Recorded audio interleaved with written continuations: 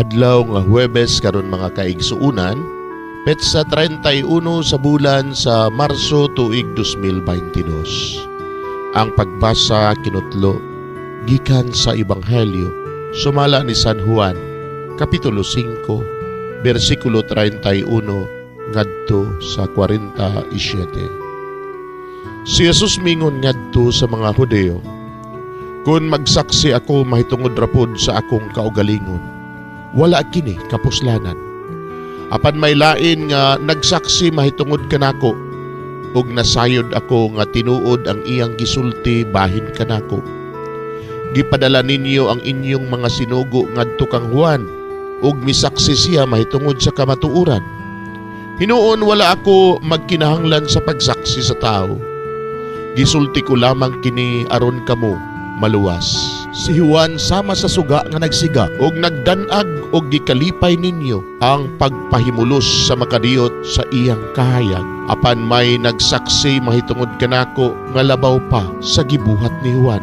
Ang mga buhat nga gipabuhat kanako sa akong amahan, mao ang nagsaksi mahitungod kanako nga gipadala ako sa amahan. Ug ang amahan nga nagpadala kanako, siya mismo nagsaksi usab mahitungod kanako. Wala kamo makadungog sa iyang tingog, ug wala ninyo makita ang iyang naong. Busa ang iyang mga pulong wala magpabilin diha kaninyo, kay wala man kamo mutuo sa iyang sinugo. Nagtuon kamo sa kasulatan, kay nagtuo man kamo nga diha ni ana makaangkon kamo sa kinabuhing dayon. Ang kasulatan mismo nagsaksi mahitungod kanako. Apan kamo dili buot moari kanako, aron unta makabaton kamo kinabuhi. Wala ako magkinahanglan nga daygon sa mga tao, apan ako nasayod nga wala diha kaninyo ang gugma sa Dios.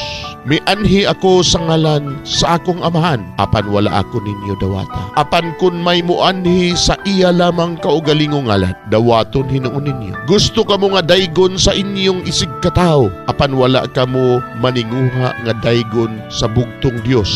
Busa unsaon man ninyo pagtuo kanako, apan ayaw ninyo huna-unaa nga isumbong ko kamo sa akong amahan. Si Moises nga mo'y inyong gilauman nga mutabang kaninyo, mauhinuoy magsumbong kaninyo. Kung tinuod pang nagtuo kamo kang Moises, mutuo usab unta kamo kanako, kay nagsulat man siya mahitungod kanako. Apan kay wala man kamo mutuo sa iyang gisulat, unsaon man ninyo pagtuo sa akong gisulti.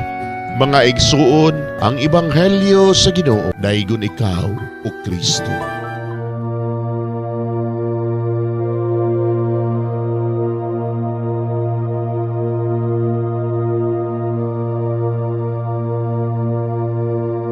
Pagampo sa dili pa magsugod sa trabaho. Magampo kita sa ngalan samahan sa Anak ug sa Espiritu Santo. Amen. Langit no namong amahan, sa among pagsulod nining trabahoan, among gidala ang imong presensya uban kanamo. Among gipamulong ang imong kalinaw, imong grasya, imong kaluoy, ug ang imong perpektong hanay sa among mga trabaho. Among gipadayag ang imong gahom labaw sa tanan, diha sa mga butang nga among mahimo, masulti, mahuna-unaan, ug mahukman sulod nining adlaw. Ginoo, nagapasalamat kami sa gasa sa kinabuhi niining bagong adlaw, niining kahigayunan nga kami nakasulod sa trabaho ug mamahimong parte niining nga grupo. Salamat sa mga gasa nga imong gitugyan kanamo. Hamong gamiton kini diha sa pagimaya kanimo. Hatagi kami sa kusog ug kadasig sa pagbuhat sa among mga trabaho. Panalangini ang among mga proyekto, mga ideya ug kusog, aron sa ingon bisan sa pinakagamay namong mga kalampusan, magahatag kini sa imong himaya. Ubani kami Ginoo sa among pagtrabaho nining adlaw. Puna kini nga lugar sa inspirasyon ug kusog.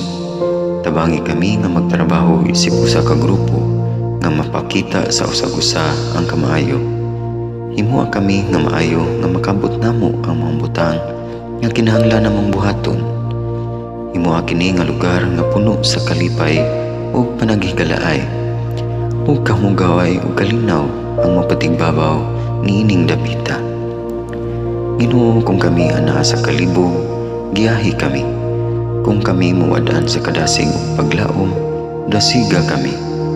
Himua nga ang trabaho nga among gihimo ug ang paagi sa among paghimo niini makahatag unta kini og hugot nga pagtuo, kalipay ug pahiyom sa tanan nga among mahimamat karong adlaw. Panalangini ang among mga pamilya, among Pinoy-anan, among nasod.